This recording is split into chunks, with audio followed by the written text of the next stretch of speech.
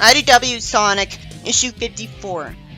Tails holds Sonic's hand while flying as Surge unsuccessfully tries to throw lightning at him, annoyed with Tails for having him in the air so much. Tails naturally points out that they can't keep this up, and Sonic points out that it's better for her attention to be kept on him and not the rest of the city. Eventually, Surge says she'll just come to them and spin dashes off the slope to attack Tails. What took her so long anyways? At least we don't know how long they were flying, so maybe it makes sense. Then she spin dashes at him. Again, since she's got electricity powers, you'd think she could kill him with them anytime she wants. So I always have to assume she's intentionally delaying the final blow so that she can continue the fight out of sadism.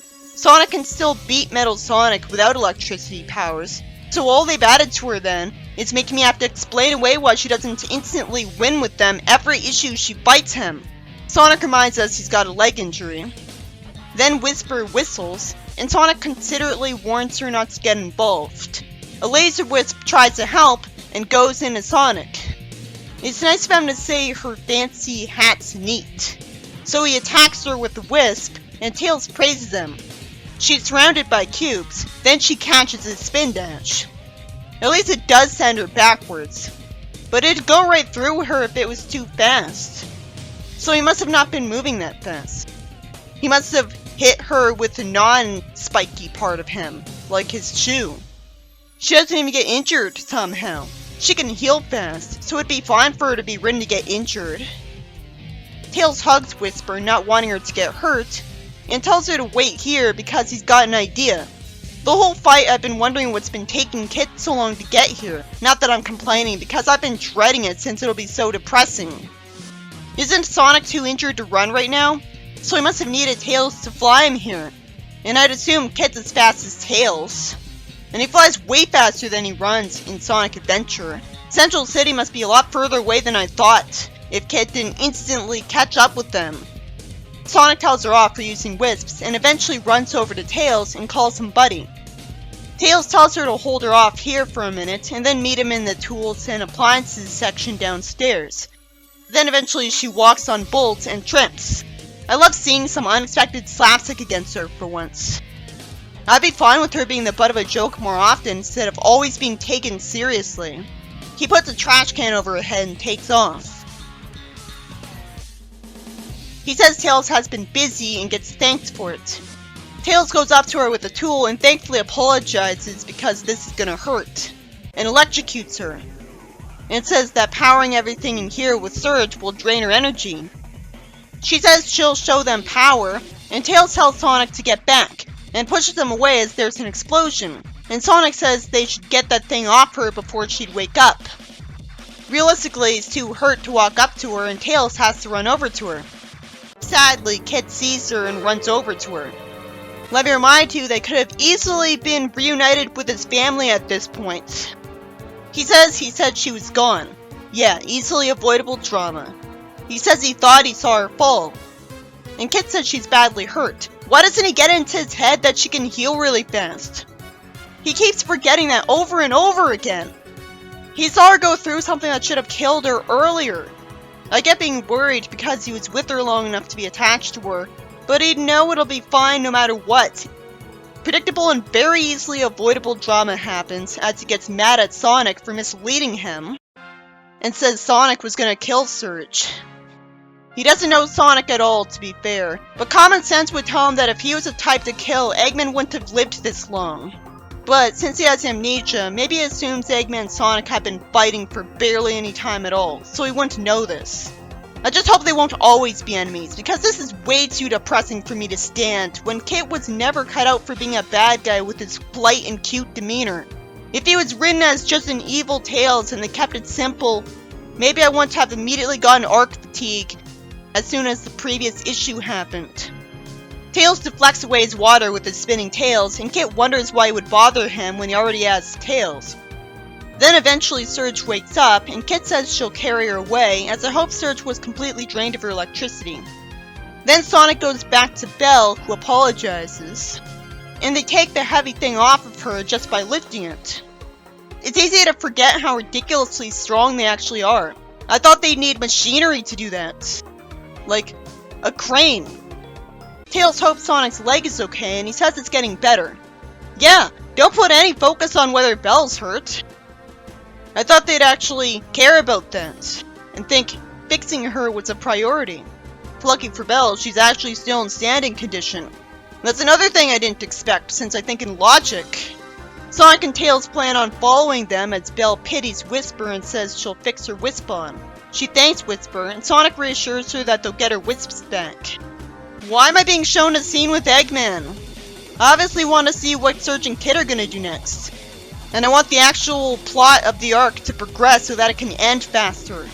I'm guessing this will just waste what little pages are left in the story, leaving me waiting a month to see what I want.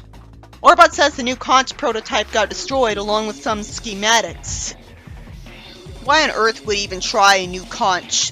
He insulted Starline for trying to use a Conch. Eggman wonders how Surge did what she did to his technology. Yeah, so do I. If even Eggman doesn't know and he's supposed to be a genius, why would you write that if it doesn't make any sense in-universe? He wants to figure it out because it could change everything if it pays off.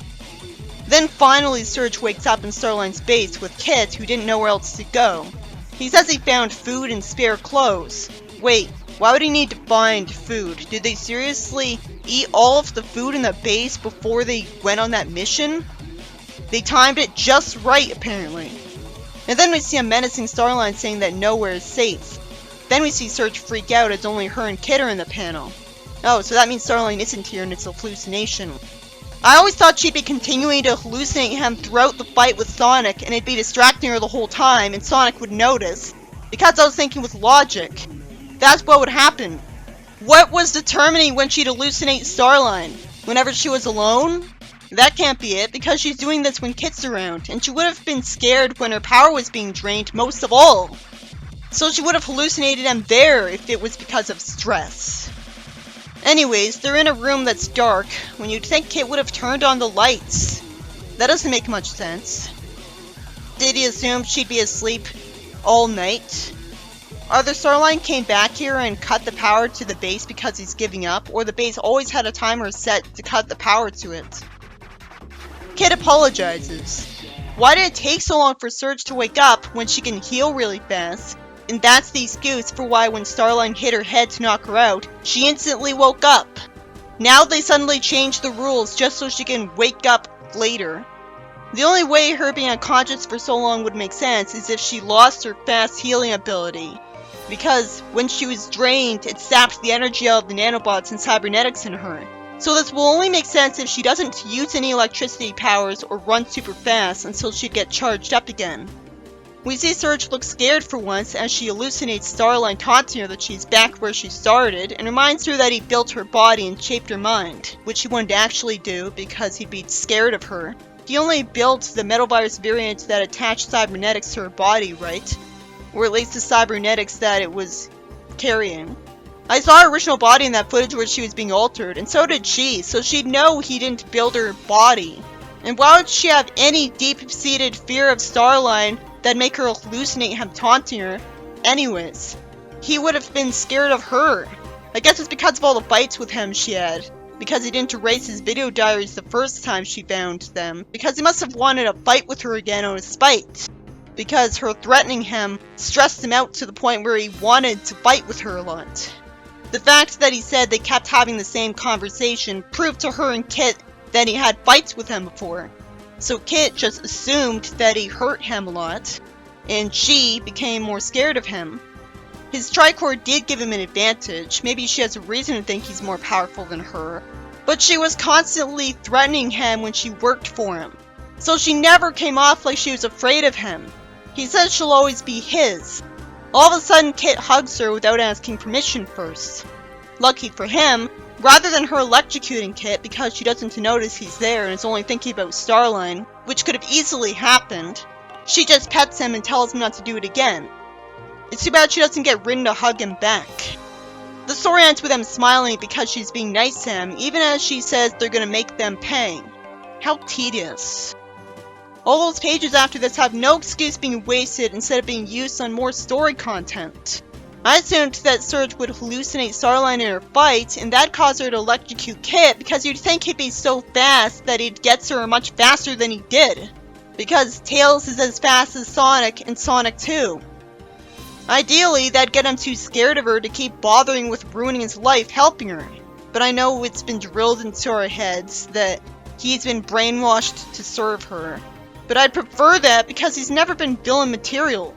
I do find it shockingly sweet that we got to see Kit hug her, but it was too convenient for Kit that she didn't panic and electrocute him, considering that she wanted to throw electricity at a hallucination of Starline earlier. But now she's rational enough to immediately realize why she's feeling like she's being held, even though she's totally focused on Starline and being scared of him. It really makes it obvious that it's being written by a different writer than the writer of Imposter Syndrome, because suddenly she has this different character where she's been scared of Starline all along. This issue is by Evan Stanley, and had Sonic lure Surge to a place to get her energy drained by Tails. And then avoidable drama happens because Kit says Sonic lied to him even though he clearly didn't, and I never thought he'd tell her she died in the first place, and accuses him of wanting to kill her. Even though if he wanted to kill her, common sense would dictate he would have done it in the previous fight, because he can move at the speed of sound, so one hit could be lethal anytime he wanted. It really doesn't come off like writing that an official writer would write, because it's just overly dramatic. But he doesn't know Sonic at all and is too upset to believe him. And Starline probably turned him against him by telling him he's not as good as he says he is. So he turns on him and flies away carrying her, with Tails being too scared of him to stop him. This just had to be written instead of Surge being written to be arrested. You know, I'm fine with the arc ending quicker because it's very repetitive how she deals with him. We already saw her use wisps, so there's nothing new she could do.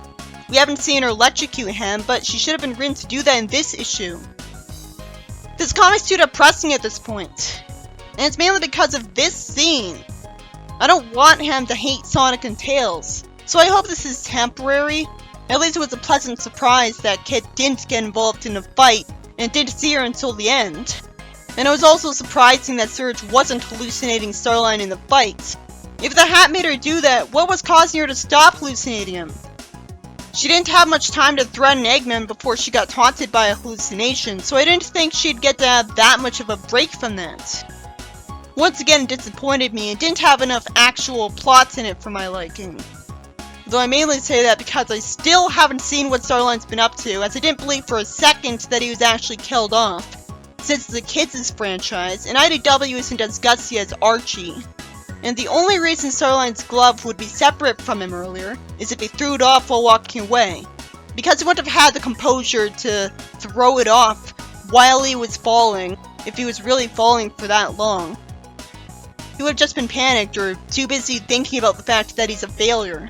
Also, if he threw it from a high height while he was falling, it would have broken, but it clearly didn't break.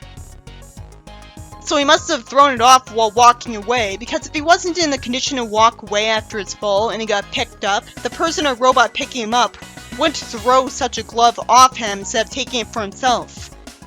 That's what I thought right away when I saw Surge find his glove, and I didn't mention it because I thought it'd be stating the obvious. Like how I didn't say it didn't make sense that Starline didn't try to prevent himself from taking that fall. I thought it was obvious that he didn't care whether he fell or not, because he thought he was a failure. That would be a logical place to stop using his character, but the logical thing doesn't happen in this comic. Characters survive the unsurvivable all the time in Sonic. Shadow survived a ridiculous fall, Sonic survived a ridiculous fall in Sonic X, and I doubt Flynn would agree to have a character he created and used too often killed off for real, after he put so much effort into making him an overpowered badass with a tricore. I just ended the issue bitter, finding it too depressing. Kit's obviously better off without Surge, so it had a downer ending, and tried to distract us from that with one hug. The writers made him too sympathetic, so it's hard to stand him being back with her. You'd think Surge would tell him that she did take a fall. I guess we're supposed to assume she won't tell him she fell, because it would keep him turned against Sonic. It's hard to blame him for assuming she's always going to be treating him better now than when she would threaten to drown him with his tails. He must have noticed she started treating him better. People will believe stuff to make themselves feel better because they want to, like Starline did, thinking his plan would succeed. And he'd rather be with her than someone who hurt her right now. It makes sense, just not the fact that he'd say Sonic lied to him. I can't wait for her to accidentally mistreat Kid enough to make him unable to handle being around her because he's too scared to be loyal. Surge could get her memories back with the machine Starline made and stop wasting our time trying to kill Sonic. And then it won't be too bad to handle that Kid's loyal to her anymore.